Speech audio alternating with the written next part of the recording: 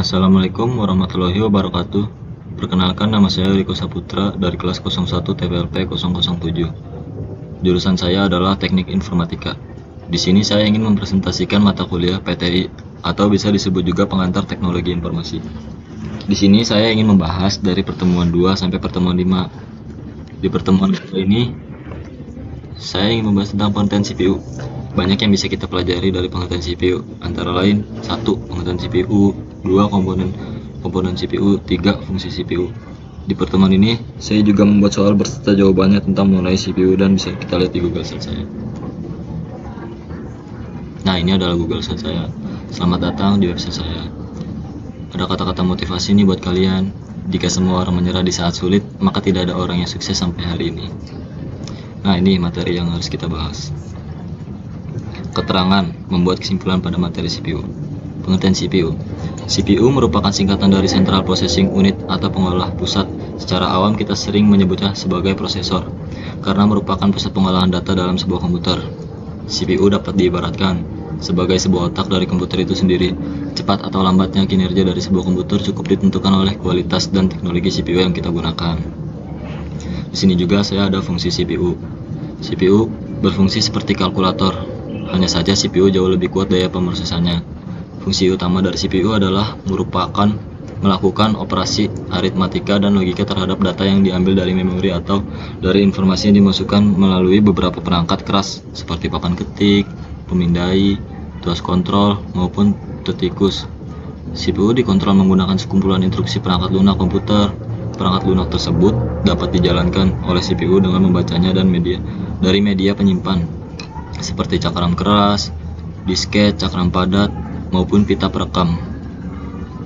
Instruksi-instruksi tersebut kemudian disimpan terlebih dahulu pada memori fisik atau yang bisa kita sebut juga dengan RAM, yang mana setiap instruksi akan diberi alamat unik yang disebut alamat memori. Selanjutnya CPU dapat mengakses data-data pada RAM dengan menentukan alamat data yang dikehendaki. Nah, ini ada soal-soal CPU yang udah saya buat beserta jawabannya. Soal pertama yaitu jelaskan pengertian CPU, 2. Tuliskan fungsi-fungsi CPU, 3. Jelaskan cara kerja CPU, 4. Tuliskan bagian-bagian CPU, 5. Tuliskan unit-unit kendali pada CPU. Di sini kalian bisa lihat jawaban-jawaban saya yang sudah saya jawab juga. Kita scroll. Ada pengertian CPU juga, CPU perlu fungsi.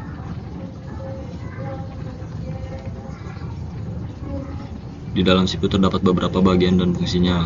Ini fungsi-fungsinya nih, ada power supply, motherboard, hard disk, prosesor, VGA card, CD-ROM, banyak kabel data, ada LAN card juga, local area network, kabel UTP, RAM, random access memory.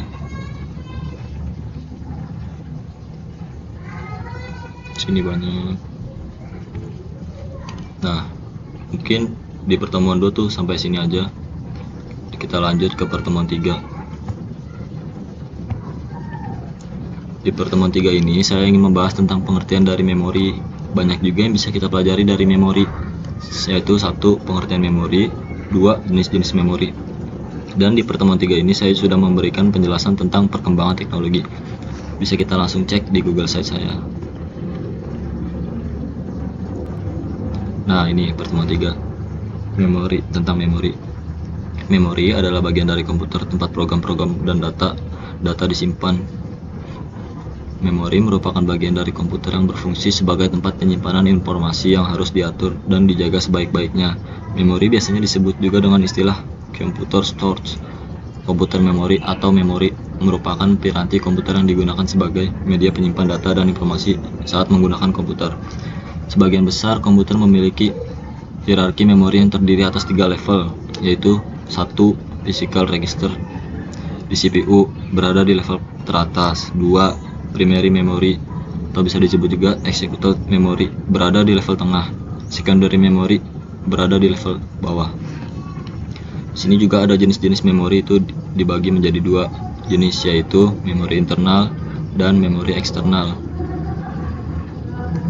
Di sini saya juga membahas tentang perkembangan teknologi, yaitu perkembangan teknologi di zaman sekarang ini sangatlah canggih dan pesat.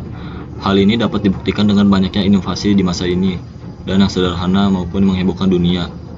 Teknologi sudah ada sejak zaman dahulu, yaitu Romawi kuno. Perkembangan teknologi berkembang secara drastis dan terus berevolusi hingga sekarang yang semakin canggih dan mendunia. Perkembangan teknologi semakin maju. Dahulu yang handphone hanya digunakan untuk telepon dan SMS untuk sekedar menanya kabar. Sekarang ini handphone tidak hanya bisa telepon dan SMS, akan tetapi sekarang kita bisa membuatnya untuk membuat kayak buat story IG, WhatsApp, bisa Facebookan. Sekarang tuh HP canggih dah pokoknya. Indonesia merupakan salah satu negara berkembang di dunia dengan pengaruh teknologi yang cukup besar, yang sebagai konsumen teknologi negara lain. Agar Indonesia menjadi salah satu negara maju dan tidak negara berkembang lagi, maka tingkat perkembangan teknologi di Indonesia harus ditingkatkan lagi daripada yang sebelumnya. Saat ini teknologi menjadi peran utama bagi masyarakat dengan tujuan membangun bangsa. Internet misalnya, di internet dapat berbagai macam-macam pengetahuan yang luas dan jelas semuanya ada di dalam internet. Akan tetapi di Indonesia sekarang ini internet masih belum tahu penggunaan internet yang sebenarnya. Di Indonesia misalnya beberapa dari penggunaan internet hanya menggunakan hanya untuk gaul-gaulan atau ngeksis melalui internet supaya dipuji canggih. Hal itu karena situs jejaring sosial yang semakin diminati masyarakat Indonesia, baik anak-anak maupun sampai yang dewasa. Internet juga mempunyai dampak positif, antara lain informasi dan pengetahuan yang tak terbatas bagi para pelajar, untuk bisnis bagi para wirausahawan, sebagai hiburan bagi mereka yang stres karena pekerjaan atau tugas menumpuk, misalnya bermain game online, sebagai sarana komunikasi yang efisien, sebagai keperluan darurat, dan lain-lain. Di samping dampak positif di atas internet juga bisa menjadi dampak negatif bagi masyarakat. Contohnya semua orang menjadi ketergantungan terhadap internet yang menjadikan seseorang menjadi malas untuk berpikir, malas untuk belajar. Selain itu adanya situs-situs dewasa, belum ada tindakan dari pemerintah untuk memblokir situs tersebut. Ya seperti situsnya nggak perlu saya sebutkan lah, kalian pasti tahu. Belum lagi dampak lain yaitu cybercrime, yaitu kejahatan yang terjadi di dunia maya. Akan tetapi itu sesuai pemakaian Anda masing-masing, maupun digunakan untuk positif dan hal yang negatif. Agar semua tidak menjadi dampak negatif bagi anak-anak harus selalu mendapatkan pengawasan dari orang tuanya nih saat sedang bermain HP atau saat lagi buka-buka Google, harus diawasi dengan orang tua. Nah, mungkin ini saja yang dari pertemuan 3. Kita lanjut saja ke pertemuan 4. Nah, di pertemuan 4 ini saya ingin membahas tentang input data output device dan dampak positif dan negatif mengenai perkembangan teknologi, dan bisa langsung lihat di dalam Google Search saya. Kita masuk ke pertemuan 4. Nah, ini pada pertemuan 4 ini ada pembahasan tentang input dan output device. 1. Input device. Unit ini berfungsi sebagai media untuk memasukkan data dari luar ke dalam suatu memori dan prosesor untuk diolah guna menghasilkan informasi yang digunakan. Nah, ini ada contohnya seperti keyboard. Keyboard itu adalah merupakan unit input yang paling penting dalam satu pengolahan data dengan komputer. Ada juga mouse. Mouse adalah salah satu unit masukan atau input device. Fungsi alat ini adalah untuk perpindahan pointer atau kursor secara cepat. Selain itu dapat sebagai perintah praktis dan cepat dibanding dengan keyboard. Ada touchpad. Touchpad adalah model unit masukan yang sejenis, yaitu pointing stick dan trackball. Ada light pen. Light pen adalah pointer elektronik yang digunakan untuk modifikasi dan mendesain gambar dengan screen atau monitor.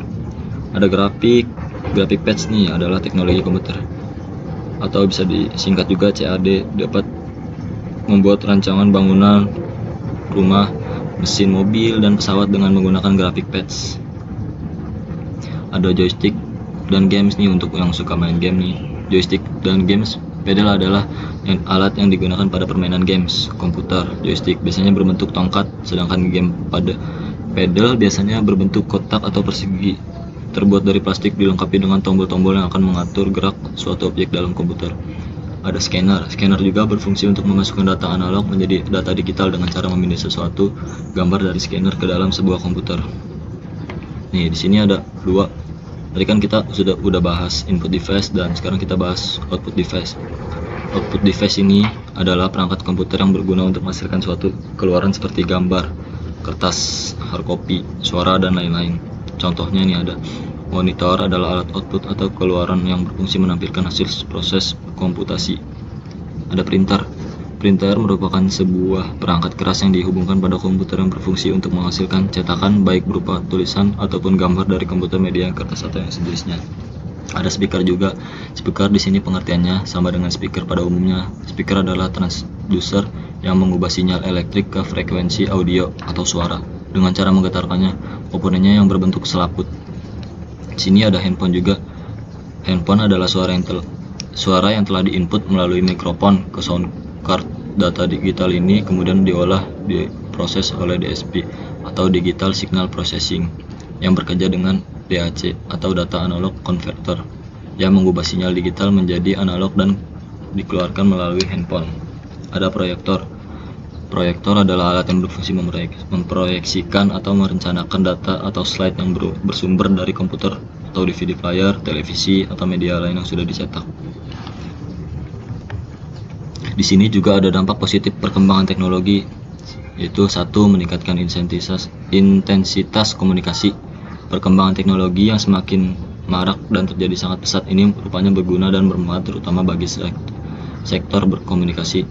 Sebagai contohnya yaitu adanya internet, yang menjadi contoh nyata bahwa kini teknologi di dunia semakin berkembang. Dengan adanya internet ini maka setiap orang bisa melakukan komunikasi dengan orang lain sekalipun jaraknya saling berjauhan. Komunikasi bahkan tidak hanya bisa dilakukan melalui pengiriman pesan dan telepon saja. Sekarang ada juga bisa berkomunikasi melalui video call, yaitu kayak tatap-tatapan muka gitulah. Bahkan banyak aplikasi video call yang bisa diunduh di PC atau gadget Anda. 2. Sebagai media pertukaran data. Kini melakukan pertukaran data bisa dengan memanfaatkan teknologi yang semakin canggih. Misalnya saja dengan penggunaan email atau juga bisa menggunakan Nextgroup. Anda juga bisa melihat menggunakan web atau www yang merupakan jaringan untuk berbagai situs web. Jadi para pengguna internet yang ada di mana saja bahkan ada di seluruh dunia dapat melakukan proses tukar data dengan cara yang lebih cepat. Selain itu, proses pertukaran data ini juga bisa dilakukan dengan biaya yang relatif lebih murah. Ada 3. Memudahkan perolehan informasi. Informasi mengenai berbagai hal apapun tentu penting bagi semua orang, terutama bila informasi tersebut menyangkut kehidupan masa kini yang bisa berpengaruh pada orang banyak. Jika di zaman dahulu memperoleh informasi hanya bisa dilakukan dalam waktu yang cukup lama, maka tidak sama halnya dengan masa kini. Sekarang ini Anda memperoleh informasi dengan cara yang lebih cepat karena Anda bisa mendapatkannya melalui media berteknologi canggih. Informasi bisa diperoleh melalui internet dan Anda bisa mengaksesnya dengan sangat mudah kapan saja dan di mana saja. 4. Sarana bertransaksi dalam dunia bisnis. Ini bagi yang suka bisnis. Bisnis terus berkembang seiring dengan berkembangnya zaman. Kini bisnis semakin bertambah ke berbagai bidang, termasuk bidang jasa dan bidang kuliner ataupun handicraft. Perkembangan bisnis ini salah satunya disebabkan oleh adanya kemudahan dalam melakukan transaksi antara penjual dan pembeli. Kemudahan dalam bertransaksi ini rupanya semakin mempermudah jumlahnya bisnis, sehingga bisnis semakin berkembang di tanah air. Dari materinya di atas juga ada dampak negatif dari perkembangan teknologi ini, yaitu 1. Ada membuat orang kecanduan. Adanya perkembangan teknologi rupanya tidak hanya memberikan dampak yang baik saja masyarakat luas, tetapi dampaknya juga bisa bersifat buruk. Salah satu dampak buruk atau dampak negatif yang berkembang teknologi adalah munculnya rasa kecanduan bagi seseorang pengguna teknologi canggih. Ini bisa tergantung pada teknologi, sehingga waktu dan uangnya habis hanya untuk menikmati teknologi tersebut. Misalnya kecanduan game online, pastikan kita suka sering beli paket gitu. Kalau buka Instagram, ngeliat video, buka YouTube, pastikan paketan juga bakalan habis gitu kan. Itu boros banget sih buat duit kita. Nah, di sini juga nomor 2 ada menambah ide kejahatan. Teknologi mungkin bisa saja membuat seseorang memperoleh informasi yang buruk. Seseorang bisa saja mendapatkan ide yang bersifat buruk atau jahat dan merugikan orang lain karena terinspirasi dari apa yang dilihatnya melalui internet. Nah, ini jahat juga sih kalau kayak gini, jangan sampai lah. Nomor 3, peningkatan jumlah pengangguran. Wah, ini nih masih nganggur nih. Teknologi tidak hanya berdampak pada buruk individu saja, tetapi juga bisa terjadi pada suatu badan atau lembaga atau perusahaan. Di zaman modern seperti sekarang, tampaknya semakin banyak perusahaan yang menggunakan sistem komputasi. Tidak hanya sistem komputasi saja yang berkembang, tetapi juga banyak industri manufaktur atau pabrik yang memanfaatkan mesin teknologi canggih sebagai pengganti tenaga kerja. Tentu saja hal ini bisa menyebabkan semakin berkurangnya tenaga kerja di dalam suatu perusahaan. Sebab pekerjaan yang awalnya dilakukan oleh manusia, kini bisa dilakukan oleh aplikasi pada komputer atau gadget dan mesin berteknologi canggih. Akhir zaman pengangguran di satu daerah sangat meningkat. Yaitu contohnya kayak udah nggak membutuhkan tenaga manusia lagi, sekarang kan kayak diganti buat mesin-mesin gitu. Nih, nomor 4 ada kualitas SDM menurun. Perubahan sistem kerja pada perusahaannya yang awalnya menggunakan tenaga manusia dan beralih pada penggunaan komputer serta mesin canggih akan menimbulkan penganggurannya. Banyaknya pengangguran ini akan membuat masyarakat menjadi malas dan tidak berkompeten. Demikian pada pula dengan anak-anak generasi penerus bangsa yang melihat kenyataan bahwa peluang kerja semakin sering sedikit berkaitan dengan adanya kemajuan di bidang teknologi. Anak menjadi malas belajar dan bahkan tidak memiliki cita-cita. Di samping itu, anak-anak lebih banyak menggunakan waktunya untuk menikmati teknologi, seperti misalnya dengan menggunakan internet secara terus-menerus. Akibatnya SDM tidak lagi memiliki kualitas yang baik. Jangan sampai lah. Nah, kita langsung, ini pertemuan 4 udah sampai sini aja. Kita masuk ke pertemuan 5. Di pertemuan 5 ini kita membahas tentang penerapan matematika dalam teknik informatika.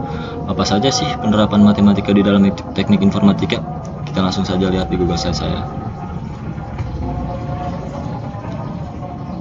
Nah, ini ada artikel penelitian di dalam dunia teknologi. Nah, penerapan matematika dalam teknik informatika.